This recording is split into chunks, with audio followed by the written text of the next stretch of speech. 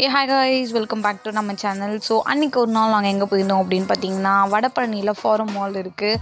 So எக்ஸாக்டாக வந்து சொல்லப்போனால் லொக்கேஷன் வந்து நீங்கள் மெட்ரோ விட்டு இறங்குனீங்கன்னா அங்கேருந்து ஒரு 10 மினிட்ஸ் தான். ஸோ வாக்கபிள் டிஸ்டன்ஸ்லேயே உங்களுக்கு இந்த ஃபாரம் மால் வந்துடும். ஸோ அங்கே 3rd ஃப்ளோர் போனீங்க அப்படின்னா இந்த ஃபுட் கோர்ட் இருக்கும். ஸோ அங்கே எல்லாமே இருக்கும். நாங்கள் வந்து எக் ஸ்டிக்கா அப்படின்னு சொல்லிட்டு இங்கே தான் வந்திருந்தோம்.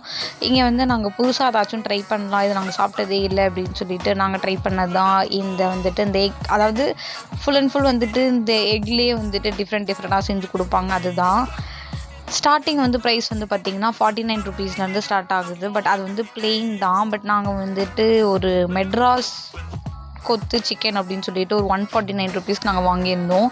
இது வந்து பார்த்திங்க அப்படின்னா ஃபுல் அண்ட் ஃபுல் டேஸ்ட் வந்து அப்படியே ஒரு ஆம்லேட் பொடி மாசு அந்த மாதிரி டேஸ்ட்டில் தான் இருந்துச்சு.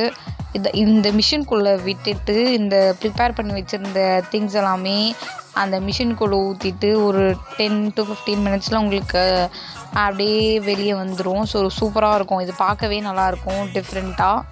இதோட ப்ரிப்ரேஷனுமே வந்து பார்த்திங்க அப்படின்னா ஒரு பவுலில் வந்துட்டு எக்ஸ் எடுத்துப்பாங்க. அண்ட் நான் வந்து எவ்வளோ எக் போட்டாங்கன்னு நான் பார்க்கவே இல்லை. மேபி ஒரு 2 to 3 எக்ஸ் இருக்கும்னு நினைக்கிறேன். அண்ட் நம்மளுக்கு என்ன ஃப்ளேவர் வேணுமோ, லைக் நாங்கள் வந்துட்டு சிக்கன் ஃப்ளேவரில் கேட்டிருந்தோம். ஸோ ஒவ்வொரு ஃப்ளேவர் அங்கே இருக்குது. அண்ட் அதுக்கேற்ற மாதிரி மசாலா அங்கே இருக்கும்.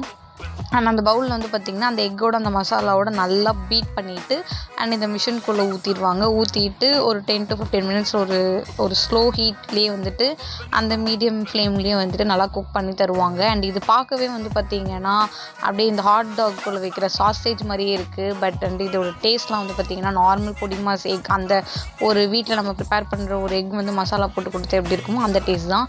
அண்ட் அப்படியே நாங்கள் வந்து பார்த்திங்கன்னா என்னுடைய சிஸ்டர் அண்ட் சிஸ்டரோட ஹஸ்பண்ட், அதுக்கப்புறம் என் தம்பி, ஸோ ஒரு ஃப்ரெண்ட்ஸோடு வந்துட்டு நாங்கள் எல்லாருமே வந்துட்டு ஒரு கெட் டுகெதர் சும்மா அப்படியே மீட் பண்ணிட்டு அப்படியே சாப்பிட போயிருந்தோம்.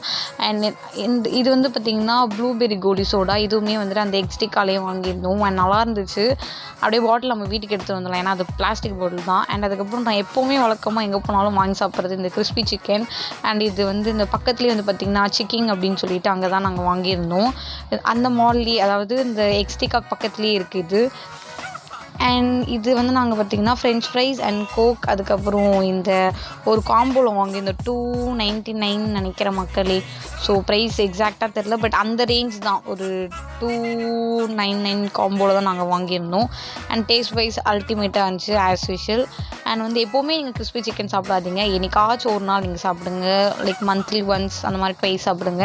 நானுமே என்னோடய வீடியோஸில் நிறையா போகிறேனே அப்படிலாம் நினச்சிக்காதீங்க. எப்போயாச்சும் சாப்பிட்ற வீடியோவுமே வந்து பார்த்திங்கன்னா மந்த்லி ட்வைஸ் இல்லைன்னா அந்த மாதிரி தான் சாப்பிடுவேன்.